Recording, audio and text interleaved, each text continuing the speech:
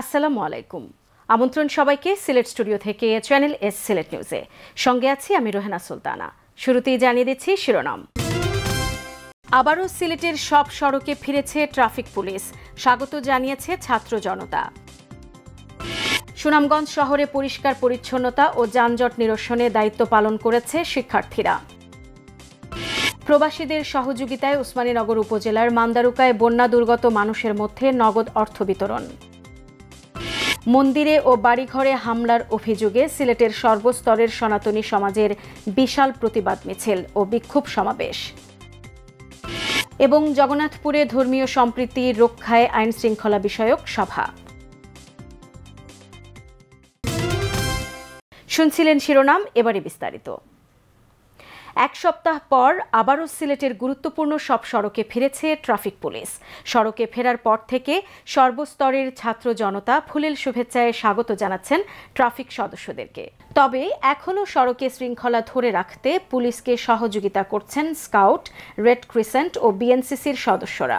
সোমবার নগরীর বিভিন্ন সড়ক ঘুরে দেখা যায় ট্রাফিক পুলিশ সদস্যরা যানবাহন নিয়ন্ত্রণের কাজ করছেন। ট্রাফিক নিয়ন্ত্রণের কাজ থেকে স্কাউট ও বিএনসিসি সদস্য ছাড়া সাধারণ শিক্ষার্থীদের ইতোমধ্যে সরিয়ে নিয়েছে বৈষম্য বিরোধী ছাত্র আন্দোলনের সমন্বয়করা।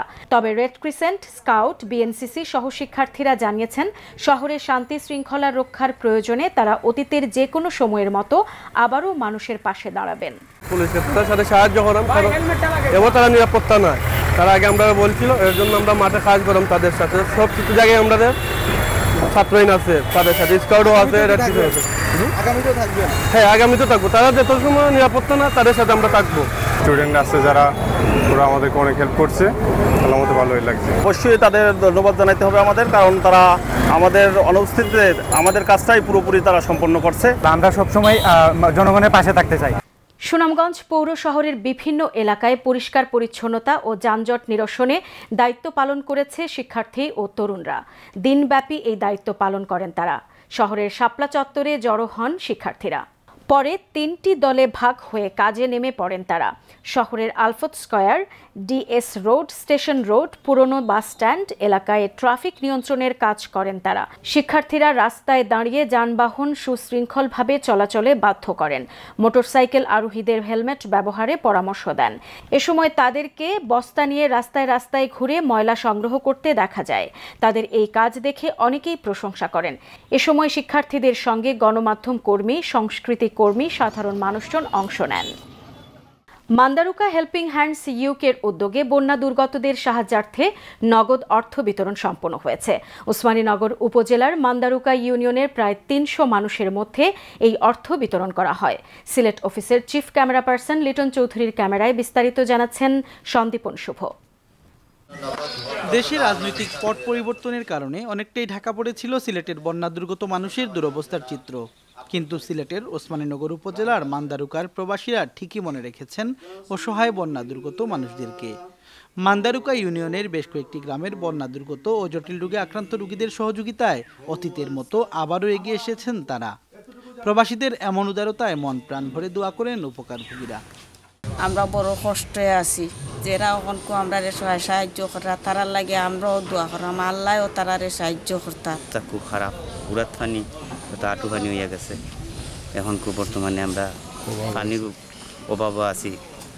পানি দিবে হাত দিয়ে ফারানি লাগে, আওয়া লাগে সরহ যে হাইছি দোয়া করি আল্লাহ তারা যারা যারাই দিয়েছে তারারে আল্লাহ রুজি রোজগার বরকত দিত, হায়াত রিজিক দিত, সহি সালামতে রাখতো। নগদ অর্থ বিতরণ উপলক্ষে পূর্ব মান্দারুকা গ্রামে আয়োজিত সভায় সভাপতিত্ব করেন সাবেক ইউপি সদস্য মোহাম্মদ আব্দুল খালিক। সৈয়দ আওলাদ আলীর সঞ্চালনায় অনুষ্ঠানে আরও বক্তব্য রাখেন সৈয়দ রাহেত আলী, মাওলানা সাদিকুর রহমান শিবলি, ইউপি সদস্য মোহাম্মদ শহীদ আলী সহ আরও অনেকে। এ সময় পূর্ব মান্দারুকা, সৈয়দ মান্দারুকা, গুচ্ছগ্রাম ও মুজিবনগরের প্রায় 300 বন্যা দুর্গত ও জটিল রোগাক্রান্তদের মধ্যে মোট 10 লক্ষ টাকা বিতরণ করা হয়। 3000 টাকা করে আর্থিক অনুদান দেওয়ার এবং 3 জন রোগী, একজন ক্যান্সারের রোগী, 2 জন ক্যান্সারের রোগী এবং একজন হার্টের রোগী, এরারে এরা বড় অঙ্কর 20,000 করে এরারে আর্থিক অনুদান দেওয়ার। আলহামদুলিল্লাহ, আল্লাহ কবুল করুক, আমরা কই আমিন। মানবতার সেবায় অর্থ সংগ্রহ করতে সর্বাত্মক সহযোগিতা করেছেন মান্দারুকা হেল্পিং হ্যান্ডসের অন্যতম উদ্যোক্তা সৈয়দ তাজিরউদ্দিন মান্নান, আব্দুল কাইয়ুম, মাহমুদ খসরু মিয়া, মাসুক মিয়া এবং আব্দুল মতিন মুসাব্বির সহ মান্দারুকার আরও অন্যান্য প্রবাসী সদস্য। এ সময় মান্দারুকা হেল্পিং হ্যান্ডসের নেতৃবৃন্দ সহ সকল প্রবাসী দাতাদেরকে ধন্যবাদ জানান অতিথিবৃন্দ। যেহেতু আমাদের উপরে কোনো সমস্যা দেখা দিলে বা দুর্যোগ দেখা দিলে সাথে সাথে আমাদের প্রবাসীরা যারা আছেন তাদের নিজ সন্তানদের যেভাবে লালন পালন করতে চান, আমাদের বিপদের সময় তারাও আমাদের পাশে এগিয়ে আসেন। তারা লাগে আর এই দান্ডে হলে আল্লাহর কাছে কবুল আমি কামনা করি, আল্লাহ কবুল করার তারা লাগে। অর্থ বিতরণকালে সৈয়দ মান্দারুকা গ্রামে পৃথক এক সভায় সভাপতিত্ব করেন সৈয়দ নাজমুল ইসলাম উমেদ। এ সময় উপস্থিত ছিলেন সৈয়দ সোহেল মিয়া, সৈয়দ তসবির আলী, সৈয়দ শমসু মিয়া সহ এলাকার গণ্যমান্য ব্যক্তিবর্গ।